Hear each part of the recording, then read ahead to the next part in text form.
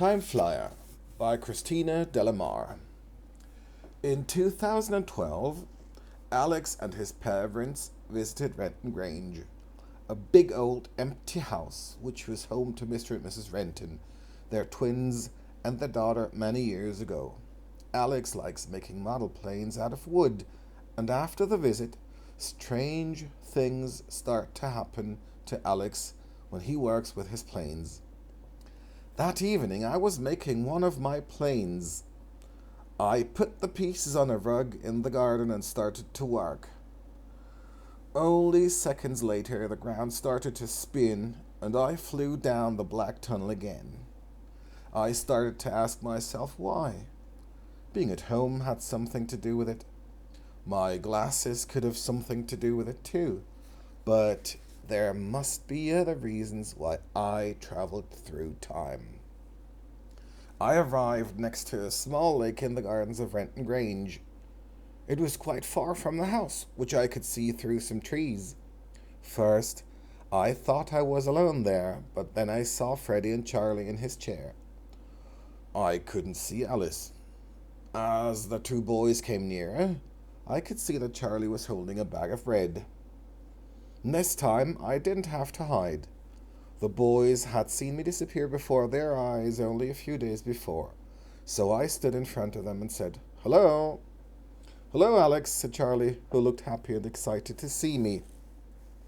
I looked at Freddie, who looked at me seriously, then nodded his head.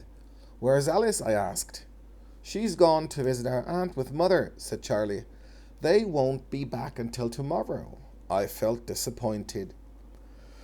Freddie put Charlie's chair by the lake, and Charlie threw a few bits of bread into the water. A family of ducks from the other side swam quickly towards it.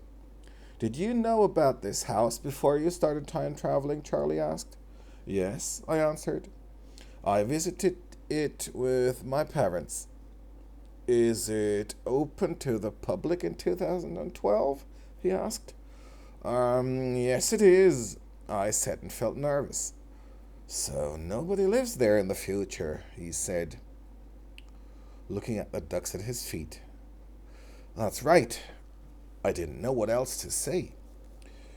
"Did something happen to us? Will something happen to my family in the future?" asked Charlie, looking at me.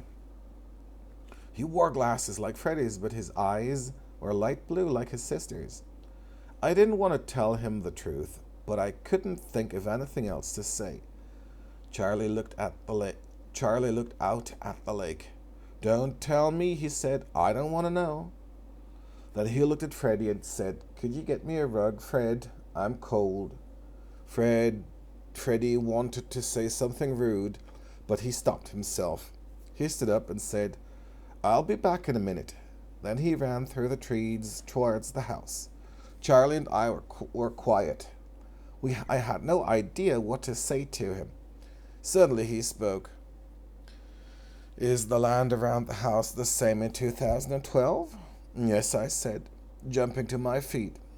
I pointed to the trees and the gardens behind them. "All that looks the same." We stopped talking then, but I felt more relaxed and Charlie started feeding the ducks again. I decided to walk around the lake. I looked at the house in the distance and thought how beautiful it looked. I was nearly halfway around the lake when I turned and saw Charlie. He had dropped the bag of bread and was leaning out of his chair to get it.